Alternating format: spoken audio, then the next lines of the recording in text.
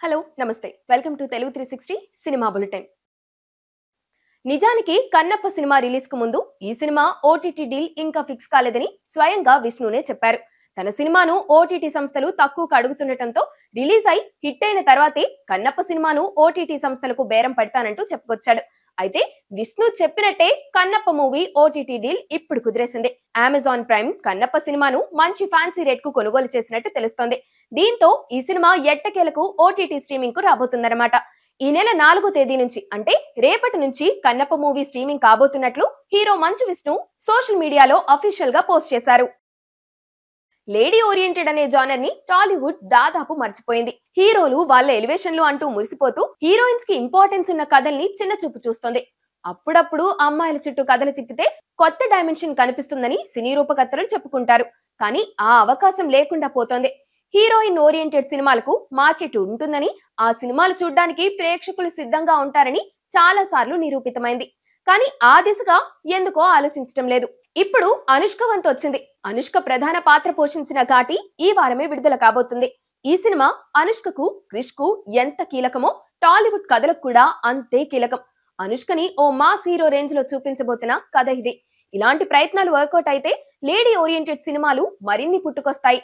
అనుష్కకు మంచి మార్కెట్ ఉంది.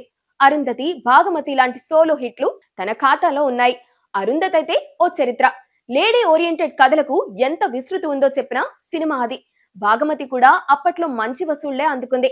అనుష్క లాంటి సూపర్ స్టార్డమ్ ఉన్న హీరోయిన్ కు మంచి కథ పడితే వసూళ్లు ఊహించని రీతిలో ఉంటాయి.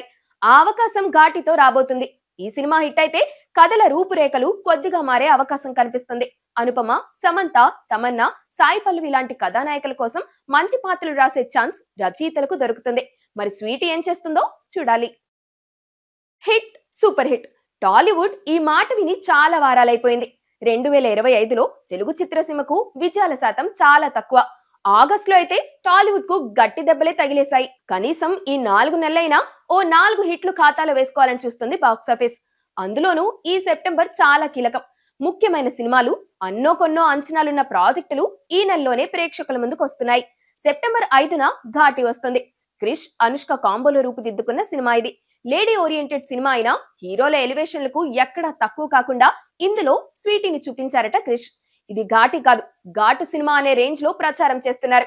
అనుష్కని వెండి తెరపై చూసి చాలా కాలం అయిపోయింది కాబట్టి ఈ సినిమాపై ఫోకస్ చేసే అవకాశం కనిపిస్తుంది. సెప్టెంబర్ 12న చాలా కీలకం.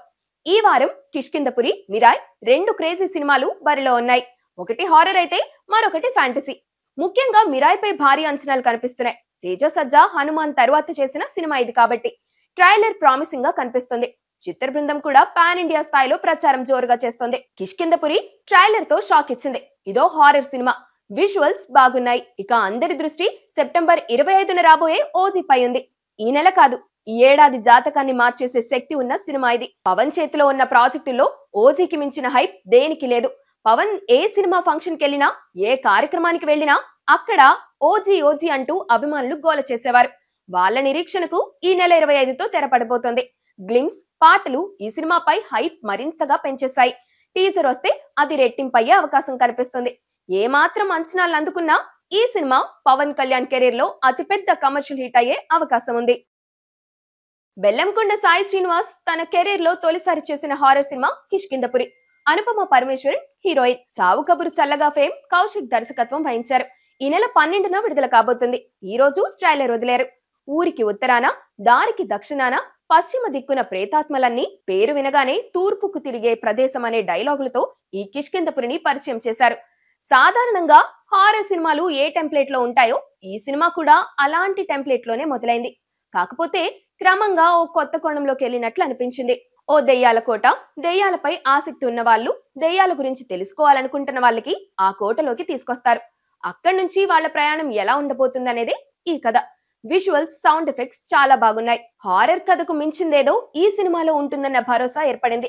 బ్రతుకు మీద ఇంత తీపి ఉన్న వాళ్ళు బ్రతకడానికి అర్హులే కారు. సామాన్యుడిగా పుట్టిన ముల్లోకాలకి ఎదగలిగిన త్రివిక్రముడి బలం, తనపై తనకున్న నమ్మకం లాంటి డైలాగులు ఈ సినిమాలోని కంటెంట్ ఏంటో పరోక్షంగా చెబుతాయి. ఈ పాటని కోరిన శ్రోతలు అనగానే చివర్లో అనుపమ పరమేశ్వరుని చూపించిన విధానం ఈ ట్రైలర్ కే హైలైట్. అనుపమతోనూ భయపట్టే ప్రయత్నం చేశారన్న విషయం అర్థమైపోతుంది. బెల్లంకొండ సాయి శ్రీనివాస్ ఈ మధ్య పెర్ఫార్మెన్స్ పై దృష్టి పెట్టాడు. తన నటన కూడా కొత్తగా కనిపించే అవకాశం కనిపిస్తుంది. టెక్నికల్ గా చాలా స్ట్రాంగ్ గా ఉన్న సినిమా ఇది. కంటెంట్ కూడా అదిరితే థియేటర్ లో ప్రేక్షకులు భయపడటం ఖాయం.